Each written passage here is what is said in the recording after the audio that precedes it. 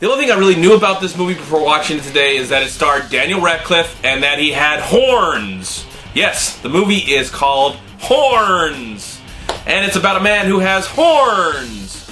Anyway, so this film, I didn't see a trailer. I never saw any poster for it. I kind of saw a poster as I was finally getting to see the movie because I found one theater in my area that was actually playing this movie. And I've been curious to see this movie for a while because I really love Daniel Radcliffe. And I love that he's taking risks and taking challenges, not to help us to forget that he ever was Harry Potter, but to kind of probably prove that he is a really great actor. That not only is he Harry Potter, that I believe one day he might be called Oscar-winning actor Harry Potter. I mean Daniel Radcliffe. Anyways, so with this new movie, he is working with this director that I really have not liked any of his movies before. He did The Hills Have Eyes. He did Piranha 3D. I'm just not a big fan of his movies. I've never really been impressed at all, whatever he's done. Even though it looks like, the movies that I have seen, there are portions of the film that I kind of enjoyed, but the whole thing, not so much. But with this new movie about a man who, for some reason, starts growing horns. Now, this is based on a book, and I've never actually ever heard about the book. I never read the book, so my review, of course, is only based on the movie itself. Now, Daniel Radcliffe plays a guy. He's a DJ. He has a family. Well, he should say he doesn't have his own family, but he's close to his brother and his parents, and he's been in love with this one girl played by Juno Temple for a very long time. And this movie kind of goes back and forth. We get to meet him at this horrible time in his life where his girlfriend has been murdered and he is the prime suspect. And then all of a sudden, out of nowhere, there's something that happens, and then he starts growing horns slowly out of his head. And I will tell you, the first thing I actually really enjoyed about this movie is the way it looked. There was a really great look to the film. The cinematography was beautiful. It looked like I was looking at the license plates and it was Washington. So I'm assuming they shot in Washington, not DC, but Washington State.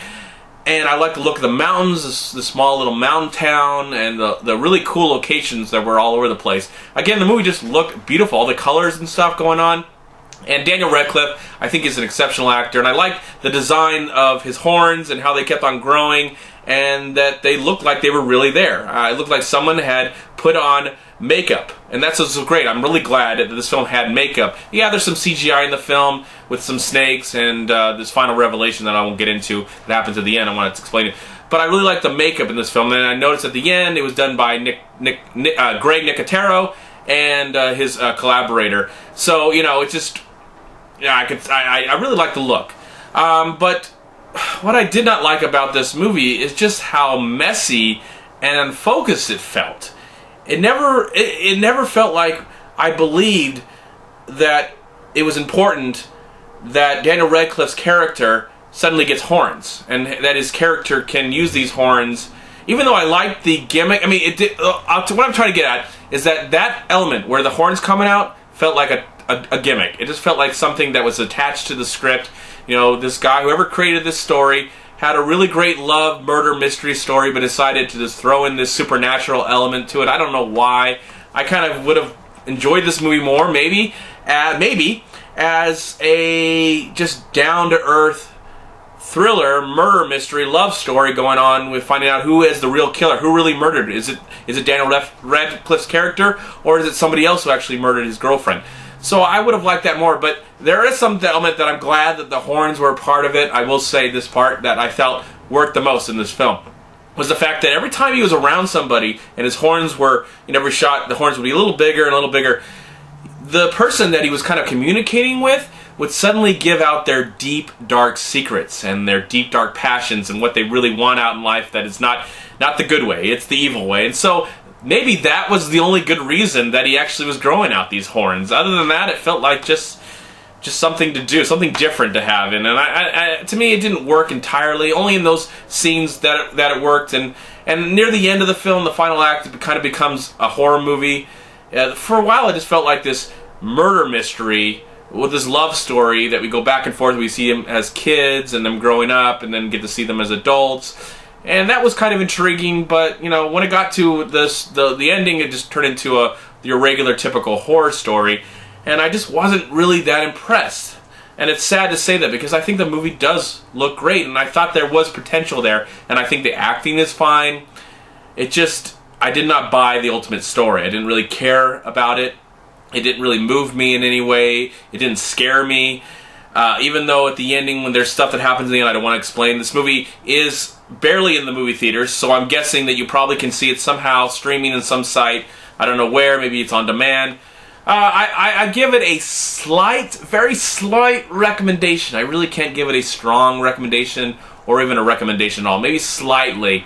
For the fact that Daniel Radcliffe is taking risk, and I really appreciate that. I'm really glad he took this risk. This movie is messy and unfocused, but I'm really glad Daniel Radcliffe is taking risks like this. Even though this one did not pay off for me, it might pay off for some, but I'm just glad that Daniel Radcliffe is doing things different. He's taking chances, and I hope that one day he takes the biggest chance of his life and he gets awarded for it. I really, really hope so, because I have much respect for the man, and I'm looking forward to seeing what Daniel Radcliffe does next. I think he is a great actor.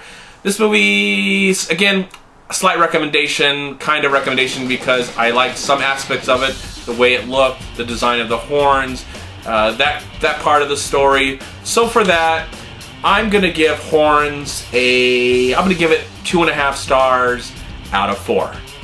Thank you so much for watching. Please like, comment, subscribe to my channel. I'm also on Twitter and I'm on Facebook. And please go to WeLiveFilm.com and subscribe right here on YouTube to We Live Film. Also go to Long Beach Acting and Film Association right here on Facebook and Twitter. Please also go to MoviePile.com. And if you've enjoyed this video movie review, please click right here, subscribe to my channel. I'd really appreciate it. If you've seen Horns, what did you think about it? Did you love it? Did you not like it? Did you like it? Did you hate it? Let me know what you thought in the comment box below. And in the meantime, have a great day, a wonderful night, and a wonderful life. And I will talk to you in my next movie review. Bye, everyone, and peace be with you, my friends. That was pretty cool. I like that. Yeah. Bye.